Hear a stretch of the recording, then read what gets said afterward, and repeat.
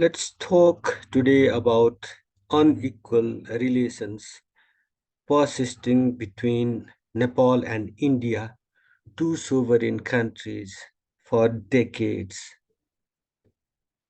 The Kosi Barrage, this that is on the background of this presentation. This barrage is an enduring symbol of unequal bilateral relations.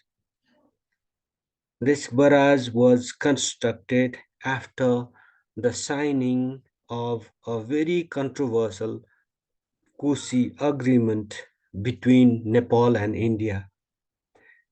When did this signing take place? It took place right after massive political changes in Nepal.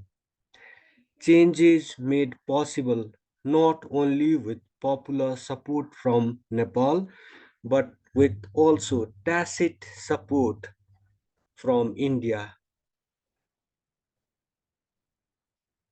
After the success of this movement for democracy, the Rana autocracy was consigned to history. Despite the signing of the 1950s Treaty of Peace and Friendship between the then Rana Prime Minister Sritin Mohan Samser and the Indian interlocutors, the Ranarchy became history quite soon. So, this agreement, the Kosi Agreement, paved the way for the development of this barrage. This barrage that is a sign, a vivid symbol of Nepal losing hot water sovereignty and its high impact on national sovereignty. This barrage and the inundated territories, they all belong to Nepal.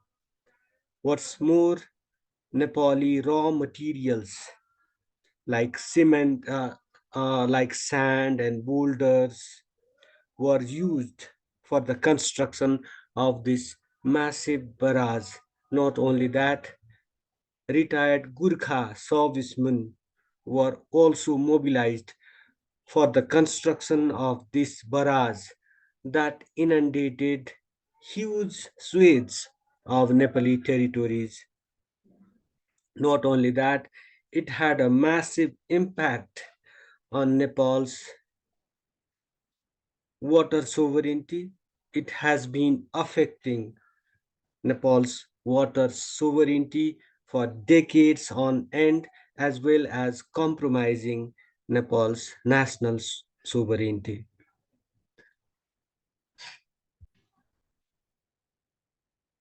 With the signing of the Kusi Agreement and construction of this monstrous barrage, Nepal has more or less lost the mighty river system called the Kusi. This picture, it was taken during my visit to that area, to the eastern parts of the country about a decade ago. But the treachery against Nepal has not ended. It has been going on one pretext or the other. Some years after the signing of the Kusi Agreement, Nepal and India signed another controversial agreement, that is the Gandak Agreement. Through that agreement, the BP Koirala led government gave away another river system, that is the Gandaki river system of Nepal to India. Action. After the political changes of the 1990s, Nepal further lost Nepal has further lost water sovereignty through very controversial legal instruments with India. After the political changes that occurred about 4 decades ago, Nepal has lost sovereignty. Nepal has lost the Mahakali river system. But this losing of rivers continues even today. Even after I was talking about the loss of the Mahakali river through a very controversial, very treasonous Mahakali treaty. At that time, the Nepali Congress was in power, and the first thing it did after it came to power, after decades of struggle for democracy and human rights, that struggle was primarily waged from India with tacit support from Indian government machineries. So what did the Congress government did first after coming to power was give away the Mahakali river to India, perhaps in recognition of the Indian investment towards Nepal's democratic struggle, so called democratic struggle. But this loss of Nepal's water sovereignty, the undermining of Nepal's national sovereignty continues even today, even after the success of the political movement that dates back to about 20 years ago, the political movement that just consigned the Saha monarchy to history and transformed the country into a federal secular democratic republic. This sellout continues. After the latest episode of political changes in Nepal, Nepal has lost our lifelines like Upper Karnali, Arun III, Arun IV, West Cheti, Seti River 6, etc. But this sellout continues. There is a conscious citizenry that can raise voices against such sellouts. There are opposition parties who bring life to a standstill on one pretext or the other, but this sellout of Nepal's lifeline continues even in this day and age.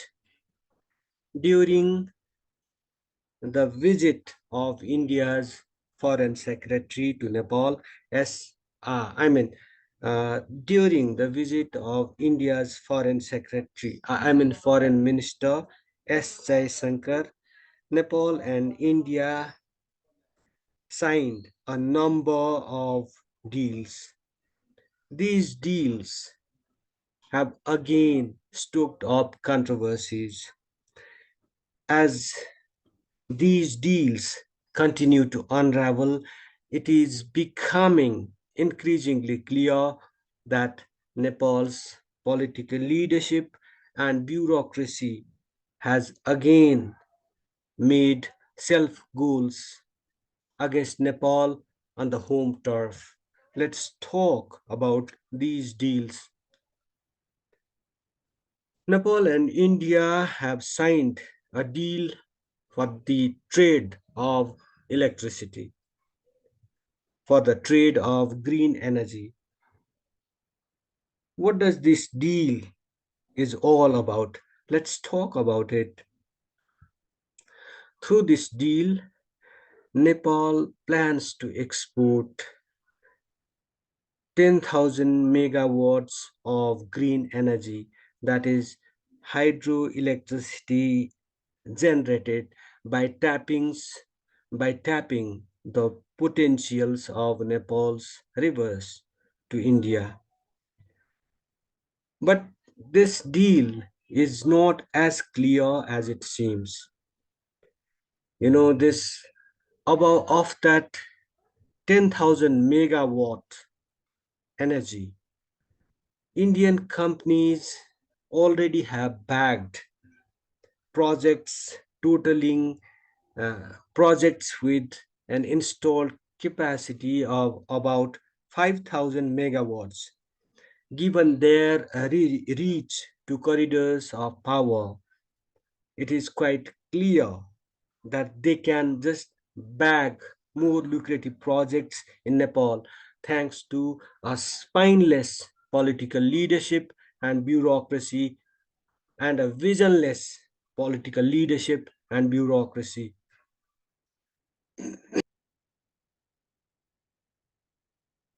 Indian conglomerates like SJVN, that is a state owned government entity, NHPCL, another state owned company, and GMR. They have been holding on to a number of projects, a number of hurdles of strategic importance in Nepal. They include Arun 3, Lower Arun, Arun 4, Wish Seti, Seti River 6, and Upper Karnali. And they are further eyeing, as per reports, other lucrative projects like Tamor, Karnali Chichapani hydropower project that is that has the capacity to generate a whopping 10,800 megawatts of clean and green energy. So it is a given that this deal is meant primarily to solve Indian interests at the expense of Nepal and future generations, the present and upcoming, the present and successive generations of Nepalese. So it is a sellout. It is a massive sellout done on the home turf thanks to uh, the bureaucracy and political leadership that is hand in glove with the Indian establishment. Also, many of these deals, many of these projects, they have this storage. They have this storage components. Many of these deals are storage type projects. Storage type projects ensure a constant flow of water, produced water, what you call downstream. So the worldwide practice is such that produced water costs, but the Nepali short-sighted political leadership and bureaucracy is not calculating the cost, the green uh, cost of those that produced water. It is not calculating the benefits accruing from our around the year constant supply of water for irrigation, navigation, fisheries, drinking water, and whatnot. It is also not aware, or it's just prefers to close its eyes on the ecology gain resulting from a constant flow of water in those parched areas across the border because of these uh, storage type projects that ensure a constant flow of water even during the dry season. So it's a given that this deal is also another sold sellout against Nepal.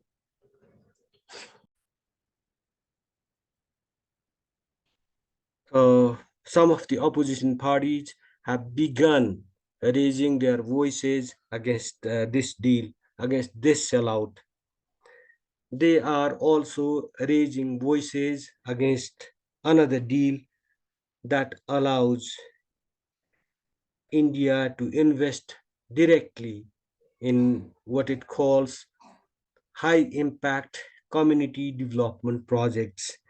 This deal allows India to directly invest mm, up to 200 million rupees on a single project in any constituency. Earlier, the Indian embassy had the right, uh, there was some deal, some understanding that allowed the Indian embassy in Kathmandu to invest up to 5 crore rupees in a high impact community development project that was like during the times of that deal was affected. That deal was effected when Baburam Bhattrai was the prime minister during the reign of King Gyanendra. The then prime minister Surya Bahadur Thapa had inked a deal that allowed the Indian embassy in Nepal to directly invest up to uh, 30 million rupees, I mean 3 crore rupees on a single project in Nepal. But grant is like aid is welcome at a time when like international aid to Nepal has just gone down. The flow of international aid to Nepal has gone down. So, foreign aid from neighborly countries is welcome. But what we are saying is that this aid should uh, come through the central government's budgeting system. That is all what we have been saying. And we continue to just say this again.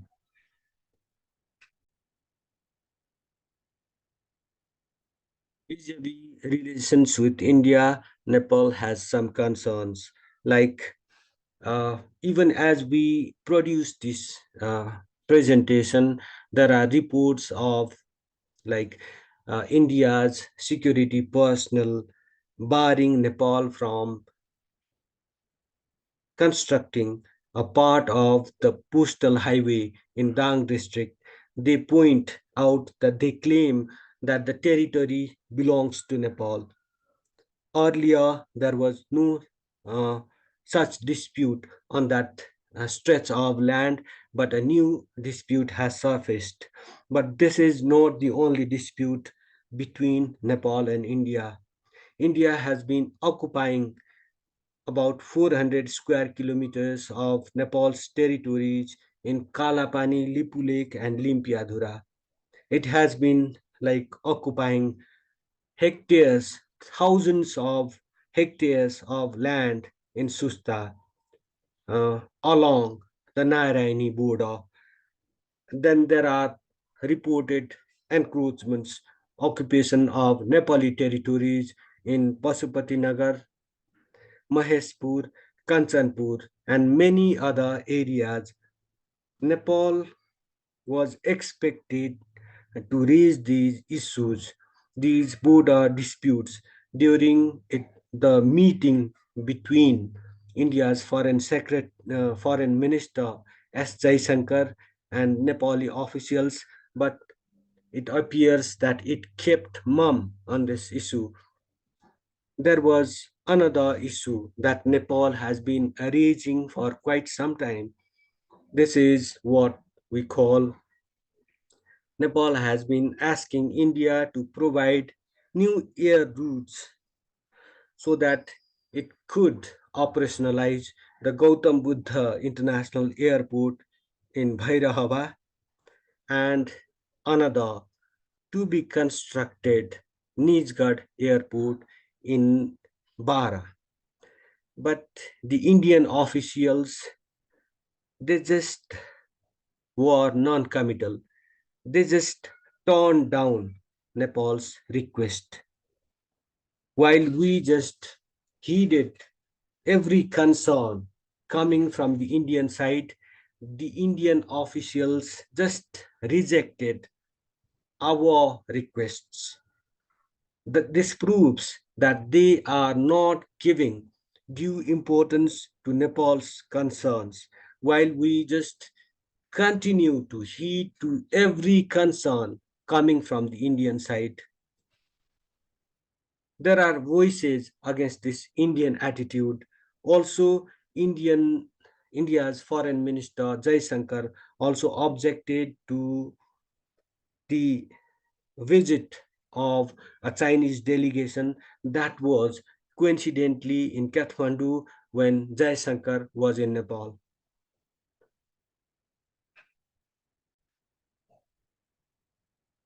A question arises.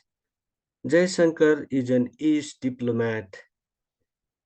He is like well versed in diplomacy. He knows the nitty gritty. He knows the art of the trade. Is it really the way to just convey your concerns in that condescending manner? Is it in keeping with the diplomatic norms and values? I would like to ask this question to Mr. Joy Shankar, who is a seasoned diplomat, who is a politician to reckon with. I would like to ask this question to Mr. Jai Shankar. Is this the way to deal diplomatically? Does Nepal not have the right to just pursue foreign relations the way it thinks fit? Because we also are a sovereign country. So the countries, regardless of their sizes, aren't they equal in terms of national sovereignty? Are they not? Uh, are their sovereignties not equal before international conventions? I am asking these questions. I have whole lot of questions to ask the ace diplomat turned politician. I hope he finds time to answer those questions. Let's also talk a bit about the ways, the working ways of Nepal's political parties. They are protesting against these deals, these arrangements with India. But basically, what they are doing is playing to the gallery. They are playing to the gallery in an ad hoc manner. If they are really against these deals, if they really think that the energy deal with India, the deal through which India can invest directly in projects worth about 200 million rupees, if they think these deals go against national interest, then they should just rally the nation against these deals. They should raise their voices in the parliament. They should raise their voices on the streets throughout the country, but otherwise playing to the gallery, this tendency of the political parties playing to the gallery, it's like it has become a drama. It has become a cheap tactic to wow the Nepalese. But I think the Nepalese will not be just wowed by such theatrics. So the onus is on Nepal's political leadership to rally the nation behind against these controversial arrangements. The sooner they do that, the better it will be for the country and successive generations of Nepalese to come. It will also be good for their political fortunes. With this remark, I wrap up this edition of Soft Talk. We have been trying through our channel to promote citizen journalism. We have been trying to be your true voice. So we request you once again to subscribe to this channel, comment on our presentation, and press that like button. And mind you, we are not engaging in any kind of rhetoric against any country in particular.